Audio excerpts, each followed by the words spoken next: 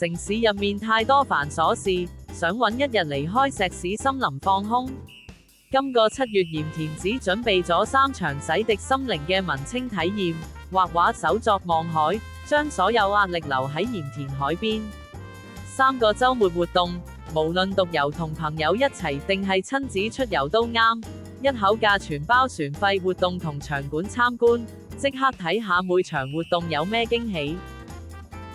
第一場就係7月5號星期日嘅書心鹽田寫生，跟住導師 Flora 以鹽田古村、海邊同藝術裝置做畫材，慢節奏戶外水彩寫生，費用250蚊，全包導師費、全套畫材、西貢來回船飛，仲包埋鹽場同文物室保育參觀，學生、畫畫愛好者同親子都好適合。早上9點45分西貢碼頭集合，畫足一日到下午4點半，吹住海風慢慢作畫，超 chill。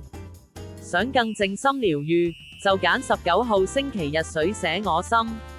導師靈川 Rio 帶領，一支筆一杯水，純粹用畫筆洗滌心靈，唔使驚自己唔識畫，重點係鄉野間放空同感受時光。同樣250蚊全包所有費用，來回船、材料、鹽田參觀一架搞掂。